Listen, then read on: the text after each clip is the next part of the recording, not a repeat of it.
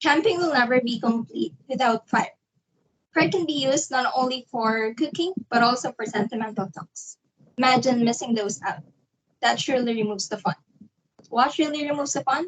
Not knowing how to lay a fire. Good day, everyone. My name is Trisha Mariel, and I'm with my group mates, John Van Nicole, Sean Andre Olores, Christian James Ortega, Justin Emmanuel, and Jibril Peral. In a few moments, different ways to lay a fire will be tackled. In laying fire, we must be aware of how to do it safely. First, make sure that the designated fire ring has enough distance from the flammable grasses or trees to avoid forest fires. Make sure to watch out for the wind and other factors too. Next, keep water on hand to put out the fire and check the campground's regulations about gathering firewood. Make sure to carry a fire extinguisher with you to ensure safety. To build any type of fire, you'll need three types of fuel: tinder, kindling, and fuel wood. Tinder is anything that catches fire quickly. Great options include dried bark and leaves as well as pine needles. Drier lint or cotton balls coated with petroleum jelly are also good alternatives. You may also use fire starters from a store. Kindling consists of small sticks which burn longer than tinder to help ignite your fuel wood. This often follows the tinder, making the fire big enough for the fuel wood. These would be the last thing to burn out of the tree. This is because it requires much more heat, but in return, these logs burn long into the night. The A-frame is a classic approach to starting a fire. For this, the wood used should be 12 inches long with 1 to 2 inches in diameter. The A sides or the fuel wood can sit directly on the fire pit's floor and it should form an inverted V. The crossbar or the kindling should sit on top of the sides, wherein you should be able to create a letter A. Well, there's a reason why it's called the A-frame. Next, we have to place the tinder within the A's top triangle such that one end of each twig rests on the fire pit floor and all of the twigs are leaning on the A crossbar or the kindling. The end result should be a small lean-to of twigs. As a general rule, don't pack your tinder too tightly. Make sure there's adequate room for excellent ventilation and oxygen entry. Additionally, we've prepared a video to visualize what I'm talking about.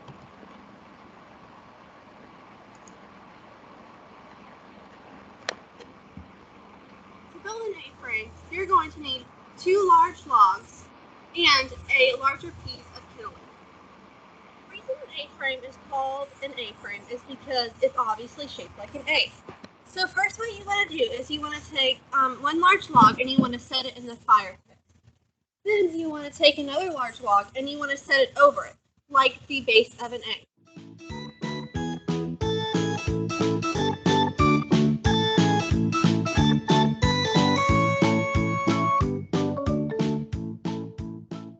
The next step to building an A-frame is having a large bunch of tinder. You're going to need a lot of this. This is just the start of it. You probably want to have 2 more big handfuls like this. So what you want to do is you want to move this down to the bottom like this, and you want to put the tinder down, and you want to lean it on the piece of kindling, and so it makes it lean like that. Also, if you have a fire starter, you want to put it on top or under here. The next step to building your A-frame is lighting it. So what you want to do is you want to take a match and you want to stick it under here. The reason why it's up like this is to give airflow to the fire. If you don't have airflow, it's going to smother it.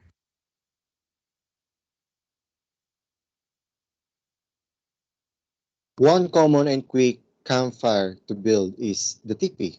It burns easily. However, since the teepee burns quickly, you'll need a lot of wood as its structure creates more surface area, making the kindling catch a larger volume of flames. So, to do this, first step is to put the tinder or any combustible material and put a small kindling in the middle.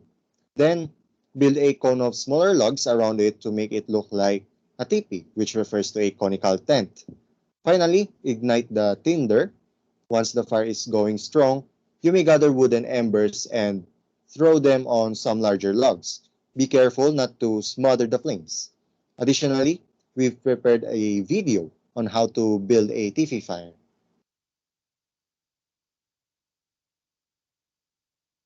Hi, everybody. I'm excited to be able to teach you how to prepare and build a teepee fire. Hopefully you watched the introduction to fire building video, so you have the different kinds of wood that you need. But if you don't, you're gonna need some real small stuff, tinder.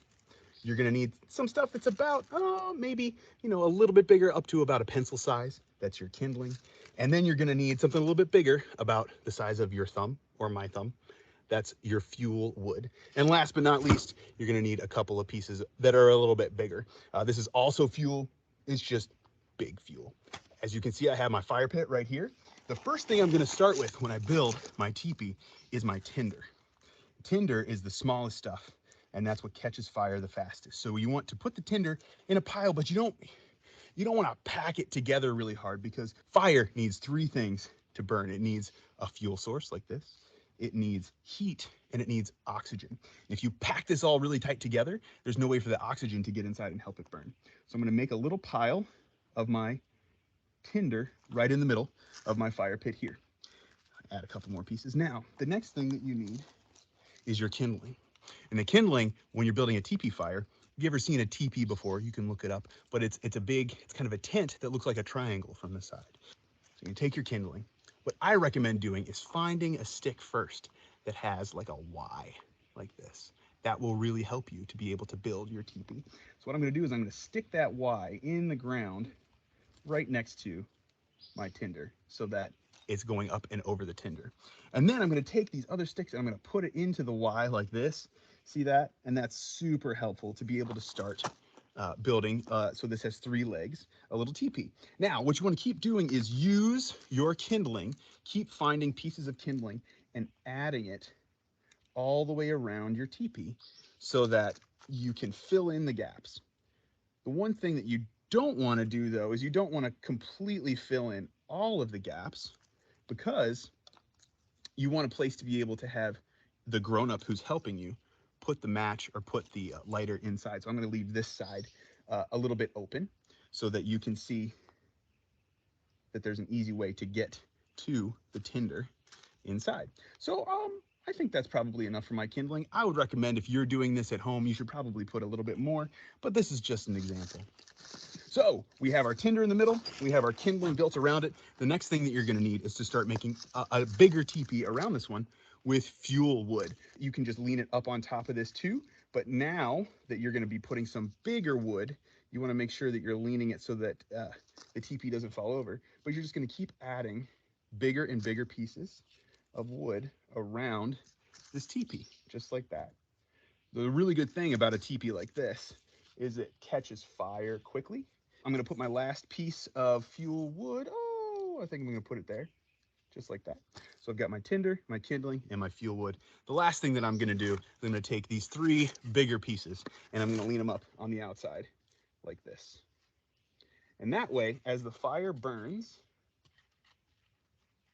the bigger fuel wood falls down onto the fire as it burns. So there's my teepee. As you can see, I have a place to be able to light the fire right there.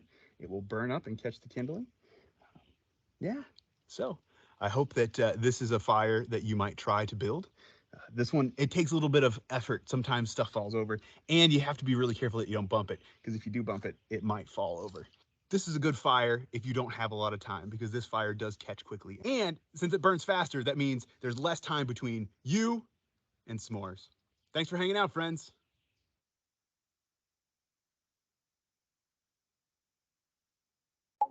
Finally, when you're ready to put out the flame, slowly pour some water into the embers and stir them around. Remember that you don't want to leave the fire until the ashes are cool to the touch. Keep adding water and stirring while being careful not to flood the fire ring, as you may want to build another fire or would be used soon. Now, for the next option to build a fire, Here's Group 9, and thank you.